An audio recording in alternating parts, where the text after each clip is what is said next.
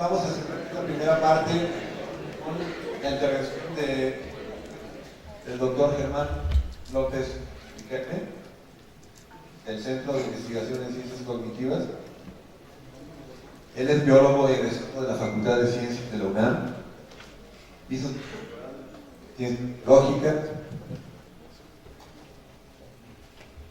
doctorado en Ciencias Biológicas con especialización en neuroetología en el Laboratorio de Neurofisiología Comparada de la Facultad de Ciencias de la UNAM, con una tesis sobre las bases neurobiológicas de la comunicación química y la división del trabajo en hormigas. Ha realizado diversas estancias en el extranjero. Ha sido pionero del estudio de las bases neurobiológicas del comportamiento social en insectos sociales. Tiene numerosas publicaciones, revistas indizadas, internacionales. Realizó una estancia postdoctoral en el CINVESTAB, en el Politécnico Nacional, en un proyecto sobre el efecto de los campos electromagnéticos en el proceso carcinogénico y sus usos terapéuticos. Y finalmente fue postdoctorante en el posgrado en Ciencias Cognitivas de la UAM, donde realizó una investigación sobre la evolución de la cognición social, y también es cofundador del Centro de Investigaciones en Ciencias Cognitivas, 5, y fundador del área de neurociencia cognitiva. Bienvenido, doctor López Riquelme. Adelante. Señalo cuando tengas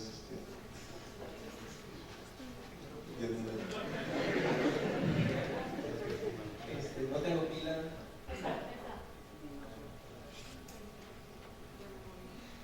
Ahí va. Bueno. Gracias, buenas tardes por estar aquí todos. Gracias a los colegas que me invitaron a esto. Yo no estoy muy seguro por qué me invitaron, porque ya en mi currículum hago de todo, pero bueno.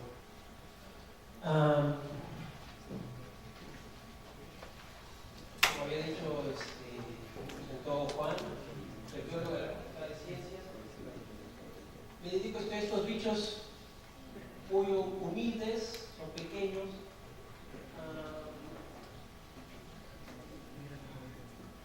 Lo que yo hago es, voy al campo, a veces los estudio en el campo, me tiro ahí en el piso, veo lo que hacen, saco un nido, ¿no? Destruyo sus ciudades, sus casas, me la llevo al laboratorio, les instalo ahí un hábitat y estudio su cerebro. ¿No? Eso es lo que principalmente hago, pero tengo muchos intereses más. Y me preguntaba yo por qué me invitaron aquí, qué tengo que decir en esta jornada. Una de mis preocupaciones es el comportamiento y la naturaleza del comportamiento, o sea, cómo se produce el comportamiento en los seres vivos. Y sabemos que los componentes del comportamiento tienen que ver con patrones heredados de conducta o con cuestiones aprendidas, ¿no? Patrones aprendidos de conducta. De manera que mi interés en esta plática es qué tiene que ver la arquitectura y la naturaleza humana en términos cognitivos. Ya vieron el título de la plática, ¿no? Es biofilia, cimientos para un urbanismo evolucionista. O sea, ¿qué significa eso? Voy a tratar de explicarlo a lo largo de esta plática. Esta charla más bien es una serie de reflexiones sobre cómo vivimos en estos espacios y qué necesitamos de estos espacios en los que vivimos. Como soy biólogo, y me tomo en serio ser biólogo, voy a tratar de estudiar la arquitectura como una parte de la conducta humana, ¿no? Y bueno, me pregunto yo, ¿quién necesita hogar en el mundo natural? ¿No?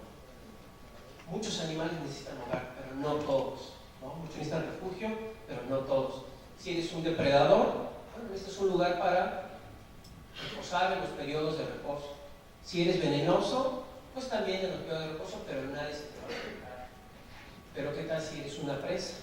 ¿No? Si eres una presa, necesitas hogar.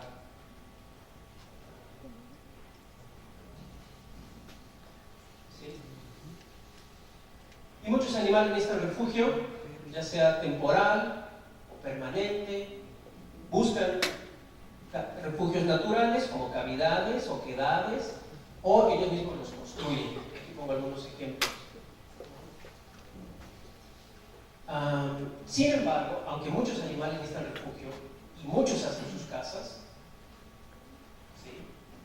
Incluso muchos primates, hay una diferencia fundamental. Hay dos especies en este planeta que no solo construyen un refugio temporal, ¿sí?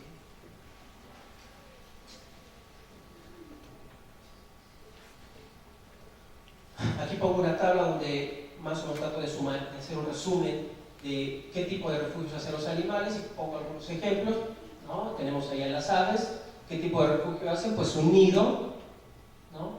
¿Con qué material? Pues materiales diversos. ¿Con qué lo construyen? O sea, ¿con qué parte corporal lo construyen? Perdonen, pero está desconfigurada la presentación, no es así. Creo que es la plataforma. Pero ¿con qué lo construyen? Picos y patas.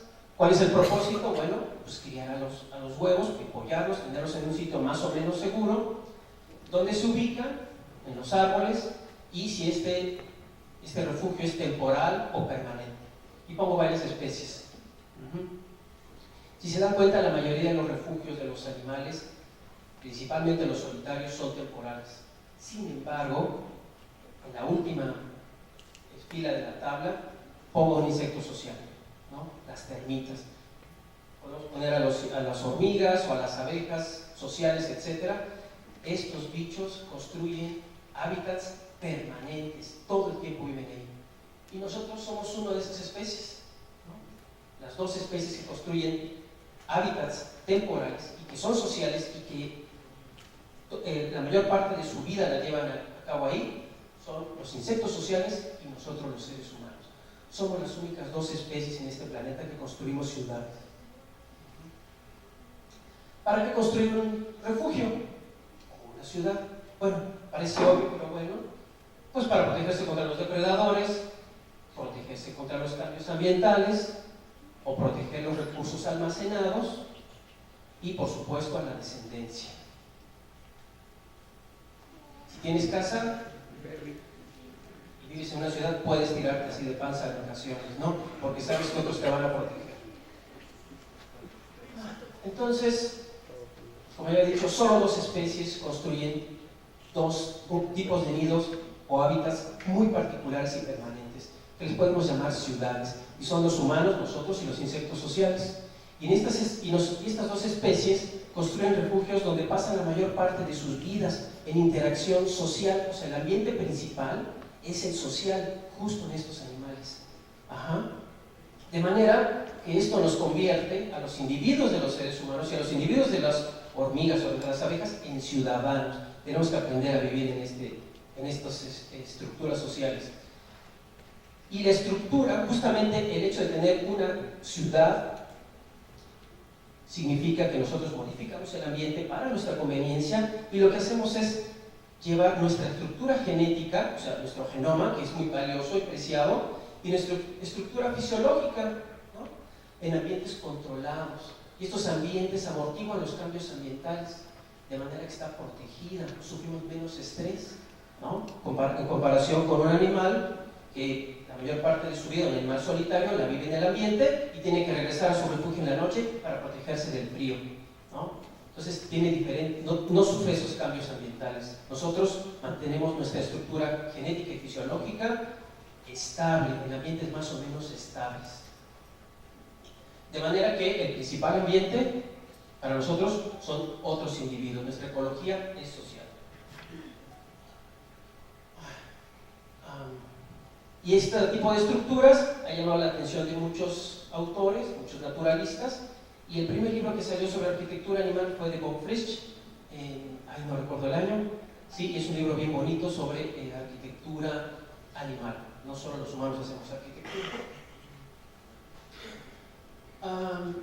Sin embargo, los insectos sociales construyen sus nidos y sus ciudades a través de patrones de conducta heredados, es decir, que no requieren de aprendizaje, sino en todo caso de maduración de la conducta y un poquito de aprendizaje a partir de reglas locales. Es decir, de reglas locales, los insectos sociales pueden realizar comportamientos colectivos tan sofisticados como para construir un nido de esa índole, en la que hay termorregulación, ventilación, mantenimiento del pH, mantenimiento de concentración de gases, etc. Pero todo es a partir de reglas locales. En pequeños lugares los insectos comienzan a construir sus nidos y sin saber el plano grande, de gran escala, pueden construir nidos adaptativos y todos funcionan más o menos igual. Hay algunos ejemplos de arquitectura de insectos sociales. A nosotros nos pueden parecer muy bonitos, no sé si a ellos les parezca bonito su hábitat, pero es funcional, les sirve.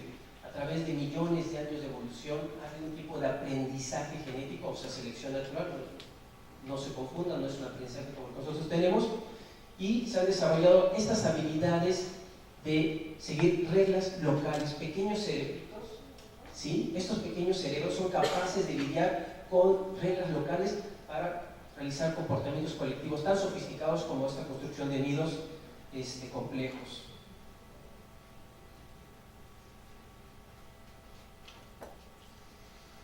Pero nosotros no construimos nuestras ciudades a partir de patrones heredados de conducta, ¿o sí?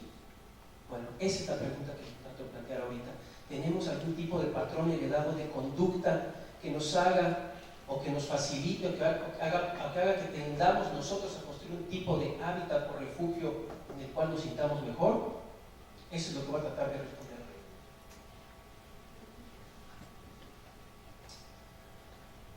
En comparación con el cerebrito que les acabo de poner, imagínense nuestro cerebro enorme, ¿no? Se supone que nosotros tenemos cultura, la aprendemos y podemos aprenderla en cualquier lugar en donde vamos. ¿Cómo podemos tener patrones de conducta heredados en esta complejidad del sistema nervioso? Si parece que somos libres, parece que podemos aprender lo que queramos.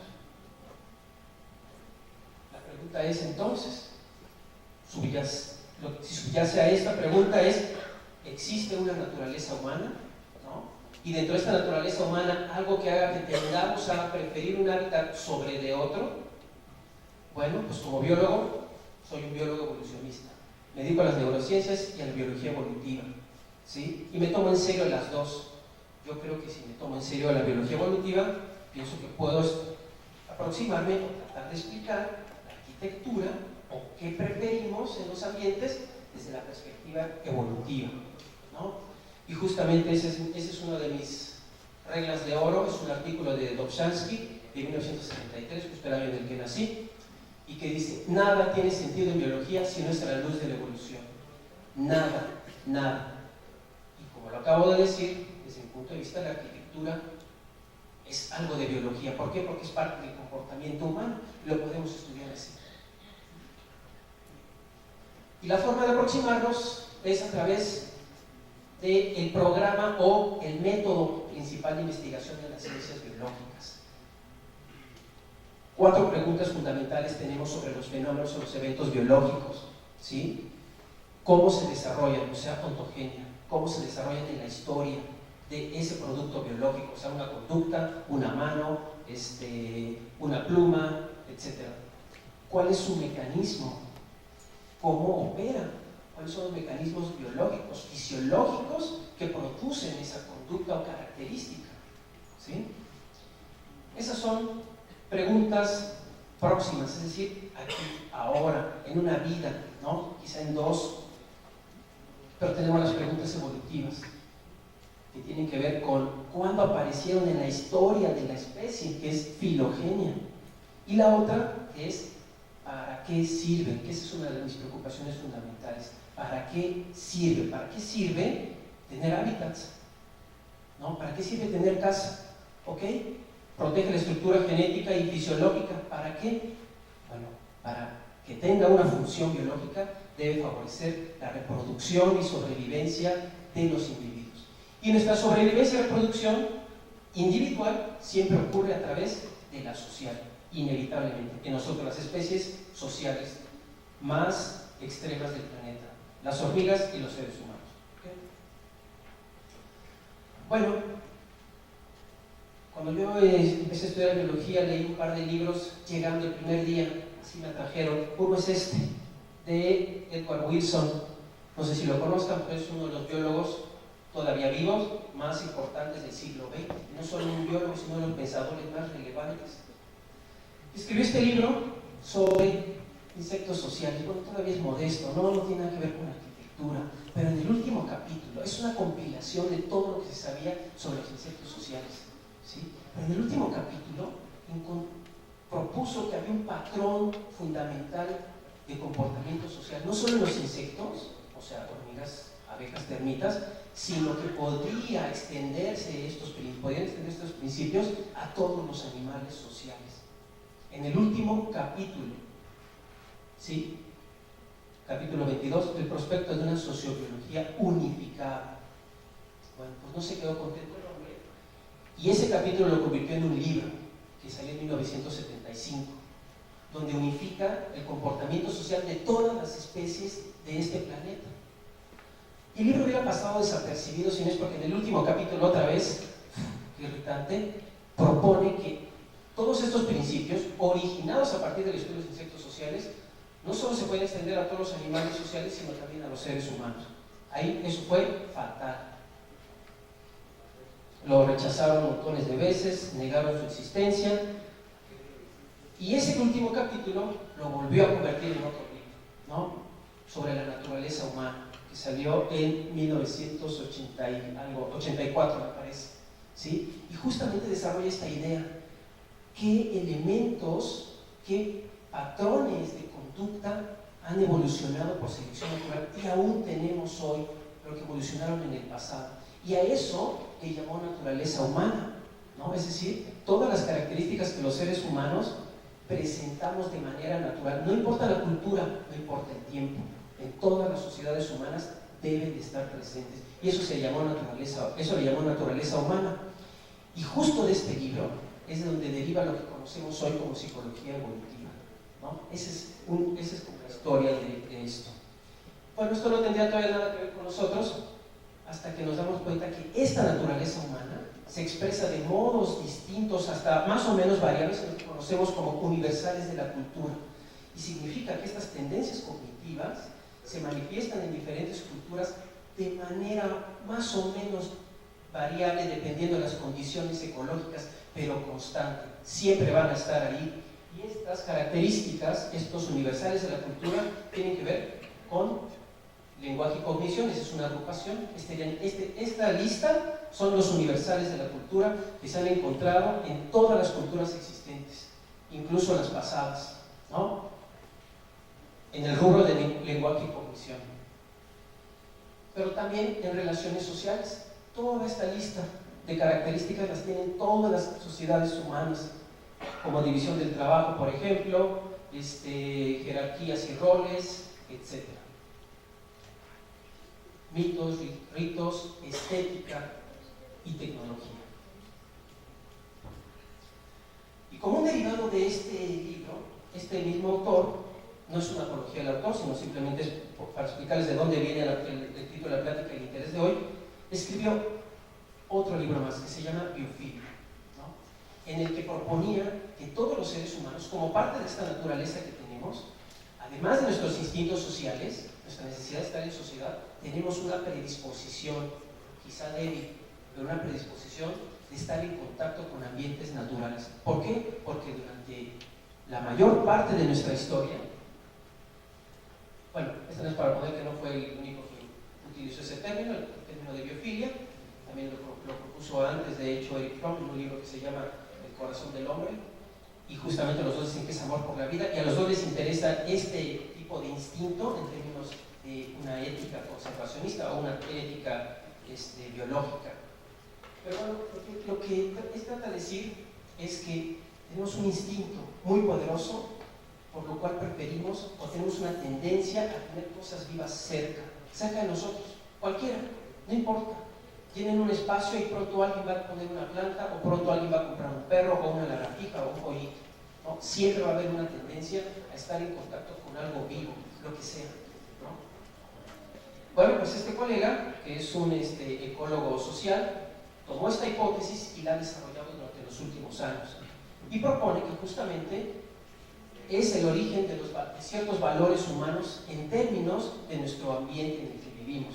Y propone 9 valores, 7 valores principales, que es cómo nos relacionamos con el ambiente de manera, primero, utilitaria, es decir, cómo obtenemos recursos del medio, nos proporciona refugio y obtenemos recursos. 2, el segundo valor es el valor naturalista, que obtenemos una satisfacción al contacto directo con el ambiente natural. Ecológico científico, es decir, que nosotros entendemos las relaciones del ambiente, principalmente para nuestro beneficio. Estético, es decir, que la propia belleza de la naturaleza nos genera un atractivo. Siempre preferimos un ambiente que tenga algo natural, una ventana, una puerta, lo que sea. Simbólico, por supuesto, es decir, construimos nuestros mitos fundacionales o ritos a través de elementos de la naturaleza, antropomorfizados, pero siempre incorporándolos. Humanista, porque nos apega a elementos del ambiente y además nos une, es decir, si el ambiente es catastrófico, nos solidariza como seres humanos. Y moral, por supuesto, es decir, cómo reverenciamos y valoramos espiritualmente el lugar donde vivimos. Si estamos fuera o lejos del contacto con el ambiente, perdemos reverencia y respeto, ¿no? Y eso lo vemos justamente en las ciudades. Conocemos poco del ambiente natural y lo respetamos poco.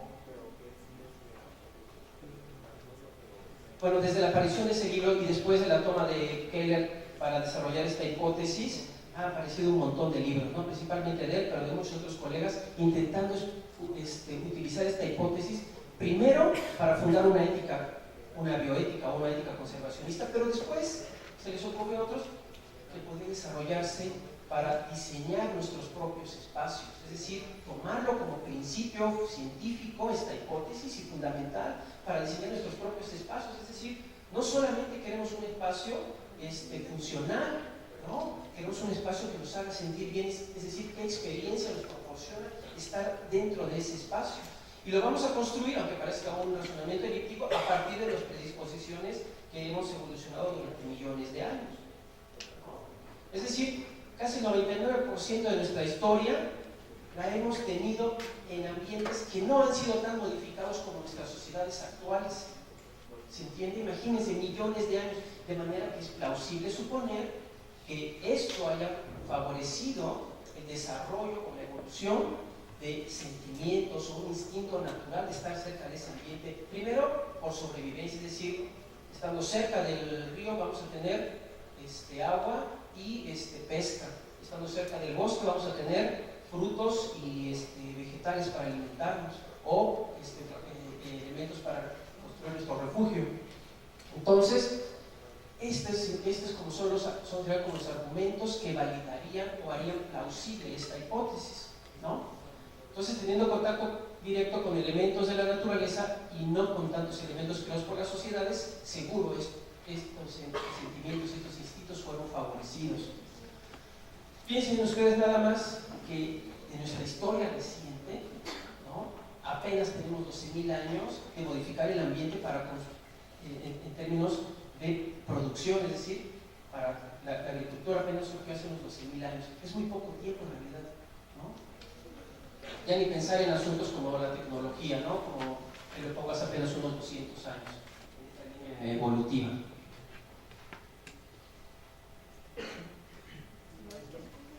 Bueno, ¿será cierto esto? Pues suponemos que sí, porque el miedo o las fobias a las serpientes,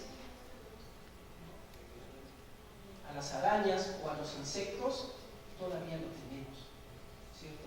Entonces, este instinto de biofilia sería como un instinto vestigial que tenemos de cómo vivimos en el pasado, todavía se nos presenta.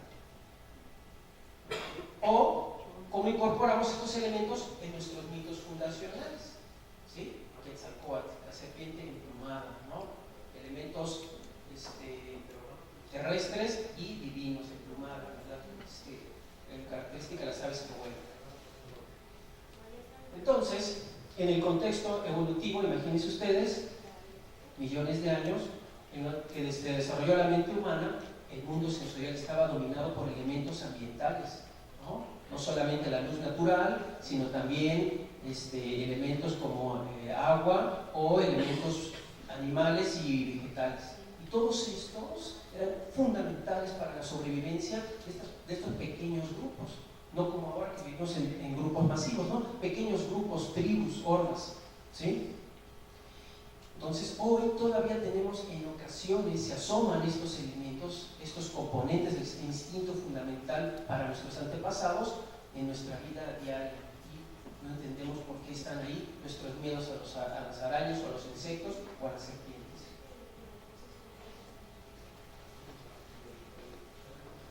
Entonces, este instinto, aunque aparentemente débil, porque se puede modificar, si no, no estaríamos aquí hacinados en ciudades, ¿sí? Es poderoso si se le estimula, si hay exposición a los elementos del ambiente, ¿sí? Y sabemos que es importante para que se desarrollen ciertas capacidades cognitivas. Si no hay suficiente estimulación con elementos naturales, estas tendencias pueden o atrofiarse o volverse disfuncionales, ¿no? Pero una exposición sutil, es decir, un paseo al campo, ¿quién no le gusta pasear? ¿No? Todos queremos ir al campo. Todos quisiéramos vivir en una cabaña paradisíaca en la montaña, con un lago precioso que refleja como un espejo el cielo azul y nubes preciosas. Todos queremos eso, más que vivir en un condominio de 72 departamentos.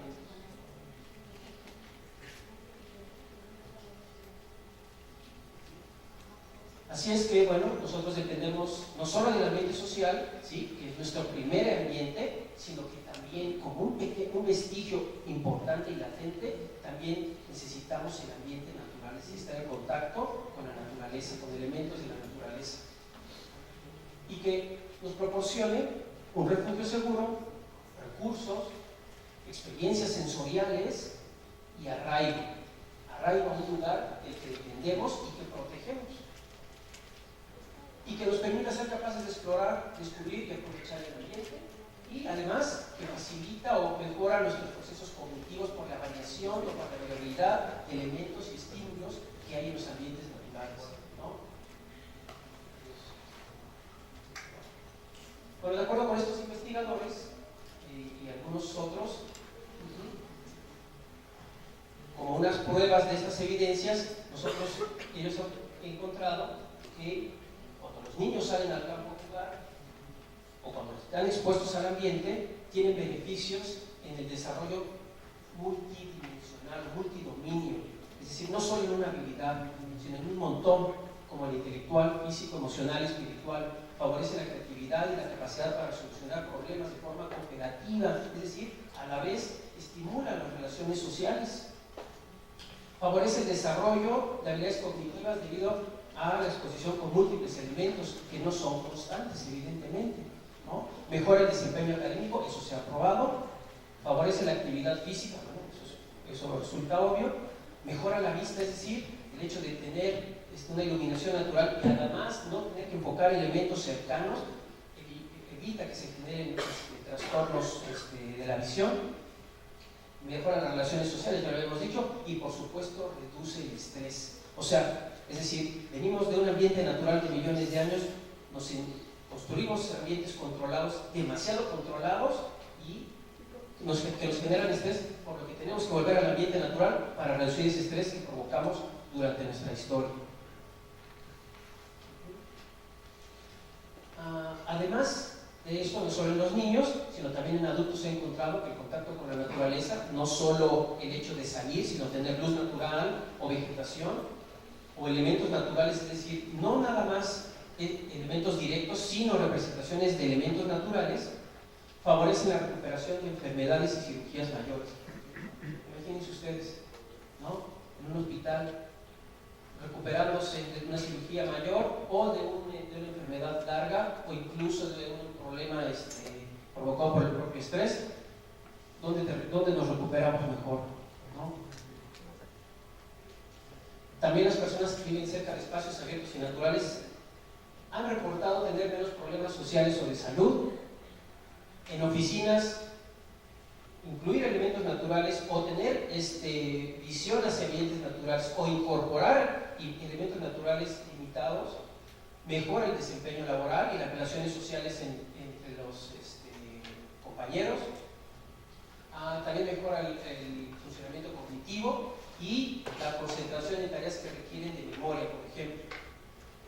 Además, he encontrado que el sistema nervioso de nuestro cerebro responde de cierta manera, evidentemente provocando cierto placer y mejorando la disposición ante patrones naturales. Por lo que aquellas comunidades que viven en ambientes naturales o que tienen acceso a ambientes naturales tienen una mejor calidad de vida.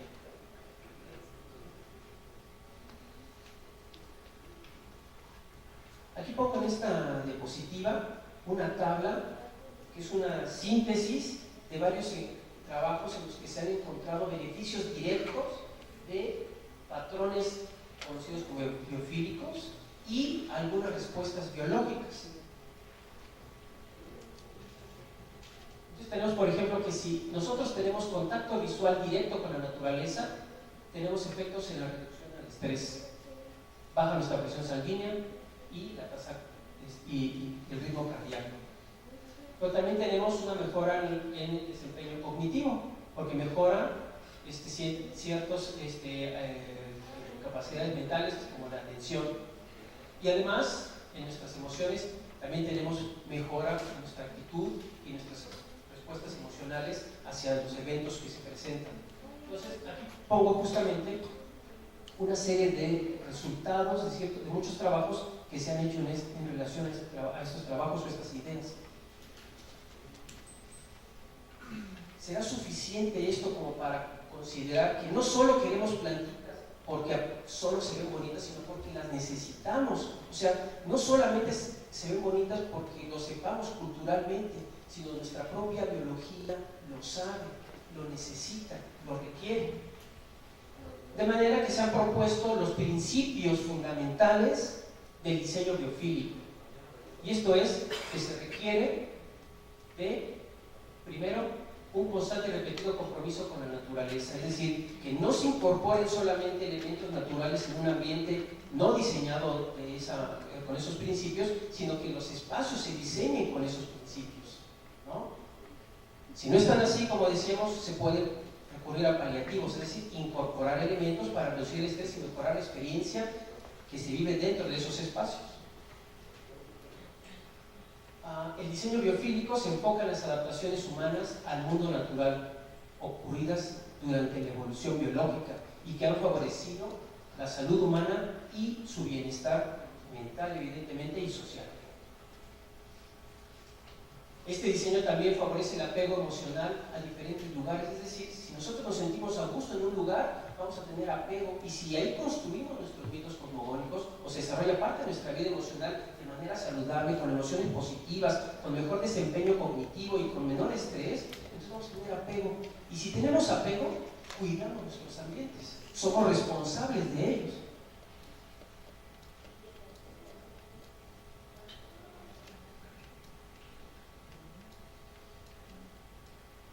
Además, promueve interacciones positivas entre las personas y la naturaleza que favorecen una sensación expandida de relación, responsabilidad con el ambiente, como lo que acabo de mencionar.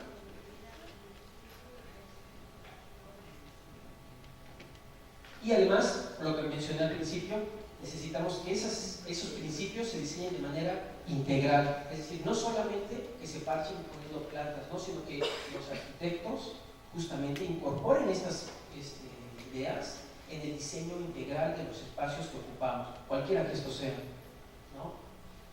Por ejemplo, ¿sí? ¿Cuáles serían las experiencias y atributos del diseño biofílico? Si tenemos contacto directo con el ambiente natural, bueno, entonces luz, agua, animales, plantas, clima y paisaje natural nos van a sentir bien, van a reducir nuestra presión cardíaca, nuestra presión sanguínea, nuestro ritmo cardíaco, vamos a estar más atentos, vamos a estar más concentrados, vamos a sentir bien. Si no es así, podemos recurrir a engañar nuestro aparato cognitivo con elementos naturales que imiten a la naturaleza, ¿no? Que imiten la luz, por ejemplo, o que simulen estos elementos naturales como espacios abiertos donde circule el aire, por ejemplo, que la luz se disperse de manera más natural, o incorporando imitación de patrones geométricos naturales, cualquiera que sea serie de Fibonacci, curvas logarítmicas, etc. Y además necesitamos también experimentar espacio y lugar, si son públicos, por ejemplo, ¿no? que principalmente lo que se mencionaba en las pláticas anteriores, no recuerdo en cuál, que haya perspectiva, creo que la de John Robert.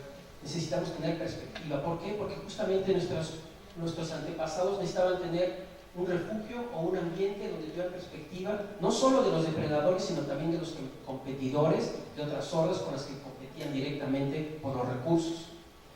Que haya elementos de complejidad organizada como la naturaleza, espacios de transición, es decir, que aquellos espacios en los que cambiamos de uno a otro lugar, haya ciertas zonas de transición que nos recuerden o que nos hagan sentir que estamos en espacios naturales.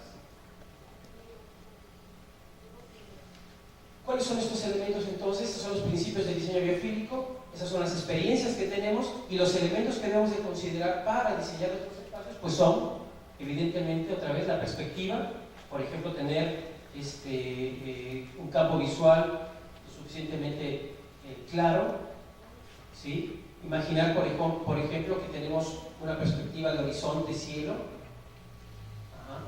condiciones de visibilidad estratégica, es decir, que nosotros tengamos un sitio protegido, un refugio, que podamos ver quién llega o quién se va. Una sensación de protección, ¿no? Es decir, tener efectos de dosel que nos hagan sentir que estamos protegidos y refugiados en un ambiente en el que los depredadores o nuestros enemigos no nos van a encontrar fácilmente. El agua parece ser que es un elemento importante. Aquellas personas que tienen experiencia con agua mejoran su salud también. Puede ser cualquier elemento que brille superficialmente, o tener agua real en movimiento, o formas simbólicas de agua. Esto también mejora nuestro sentido de experimentar un espacio. Biodiversidad, es decir, incorporar elementos vivos o imitaciones también. Que haya variabilidad sensorial, es decir, que no haya cambios en los patrones de ruidos que sean constantes y que no sean naturales. Por ejemplo, el ruido que producen los aparatos que se conectan a la corriente eléctrica de 60 Hz, ese ruido es muy molesto y es muy estresante. Pues tenemos variabilidad en el ruido, eso es bueno para nuestras emociones. Incorporar elementos que imiten a la naturaleza, que sea algo divertido, es decir, incorporar elementos que no sean conocidos de manera constante, que no sea predictivo el ambiente, y por supuesto que sea atractivo. Esta es una diapositiva que les presento, en la que estos colegas sugieren un diagrama de flujo de cómo estarían las interacciones que favorecen nuestro estado anímico o que mejoran nuestra salud cuando experimentamos el ambiente natural. De manera que si nosotros tenemos el ambiente natural, ¿sí?, mejora nuestra actividad física porque la experimentamos, y eso mejora nuestra capacidad de socialización, ¿sí?, tener un capital social, establecer relaciones humanas, lo que repercute directamente en nuestra salud, ¿no? Reduciendo nuestro estrés, teniendo comportamientos resilientes, es decir, que amortiguen los cambios o cualquier otro tipo de estrés, ¿sí?, y que mejorarían nuestras vidas, produciendo ciudades justamente, ¿sí?, o ambientes que amortiguen estos cambios. Sin embargo, se propone una curva, como todo estímulo. Cualquier estímulo en una intensidad mínima no produce una respuesta, pero en exceso puede producir la respuesta equivocada o la respuesta contraria. De manera que habría un óptimo adaptativo en el que nuestra vida cultural e individual se desarrollaría mejor con los elementos con lo que llamamos biofílicos.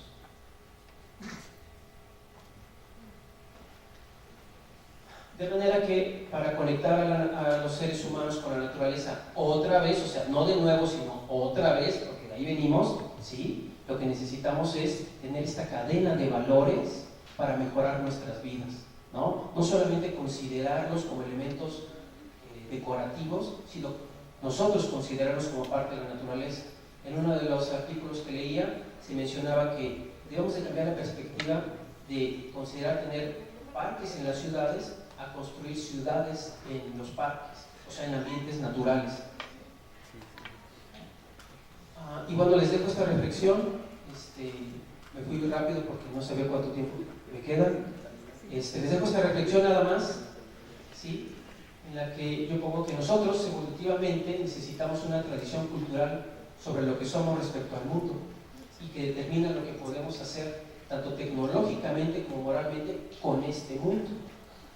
Esta tradición se basa en nuestra particular cosmovisión y cosmogonía, y justamente esta narrativa cosmogónica contiene elementos espirituales y afectivos de nuestro significado, origen y destino en el cosmos, y solo de esta manera vamos a amarlo, temerlo, reverenciarlo y protegerlo. Nada más les pongo unos ejemplos de diseño biofílico, es decir, que nos hacen sentir bien, y pues es todo.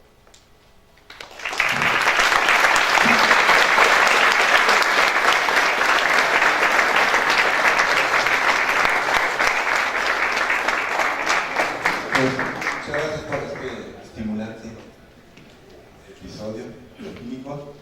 Abrimos entonces el espacio para preguntas y comentarios antes de irnos a comer.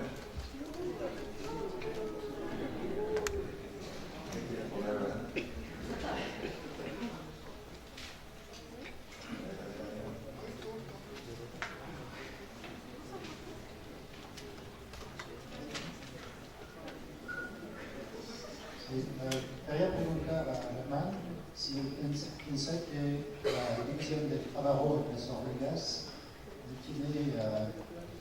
puede tener las mismas consecuencias nefastas que ahora, por ejemplo, Norbert y la división del trabajo en los humanos en términos de realidad de autonomía.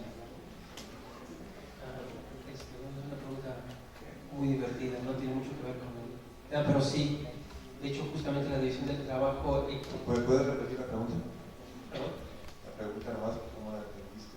Yo no me quedó muy claro. Que si la división del trabajo en los insectos sociales puede producir las mismas consecuencias que había mencionado, consecuencias nefastas que había mencionado el profesor ¿no? Esa es la pregunta, ¿no?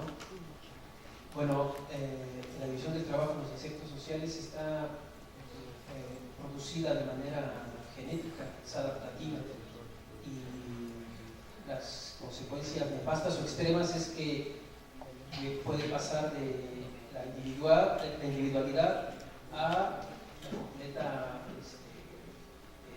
a formar parte de un sistema lo suficientemente mayor, de manera que los individuos no tienen ninguna decisión en efecto, ¿no? Se vuelven parte de una entidad que se conoce como superorganismo, y tienen reducidas capacidades cognitivas, solamente tienen habilidades cognitivas especializadas para tareas muy particulares. Entonces, en ese sentido, lo que haría es favorecer la adaptación o la actitud de una colonia de insectos y hacerla más fuerte. O sea, en realidad no tendría las consecuencias humanas, porque nosotros sí somos seres individuales y los insectos sociales pues, son como pequeños robotitos bien sofisticados, ¿no? Y nosotros sí sería más grave porque perdemos perspectiva, ¿no? Imagino que sería una de las consecuencias nefastas, ¿no? ¿Alguien más? Yo quería hacer un comentario, si no hay una mano, ¿verdad? Por acá, perdón.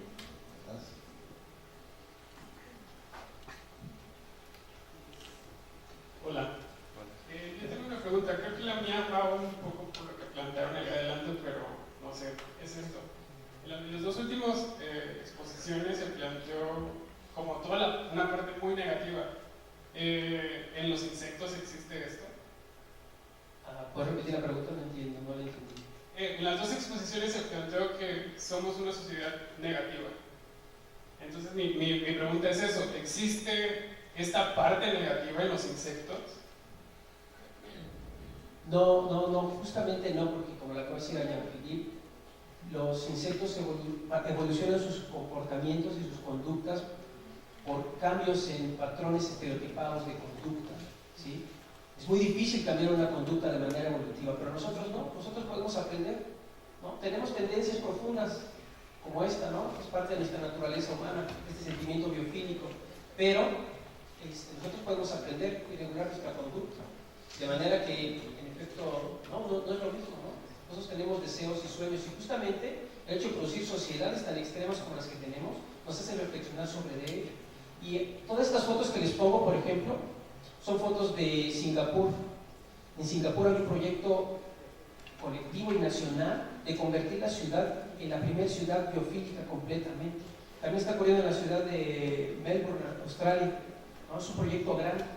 La idea es convertir a la ciudad en una ciudad biofílica, no solamente que se incorporen elementos del ambiente, sino empezar a diseñar a partir de esta perspectiva. Entonces nosotros podemos aprender y corregir nuestra conducta, ¿no? Entonces no somos iguales. En los insectos sociales favorece el comportamiento colectivo, pero nosotros no perdemos individualidad y vivimos mal, y hay un momento en el que ocurre una ruptura, ¿no? Y la organización social se perdería. No sé si respondí tu pregunta o la evadí hábilmente.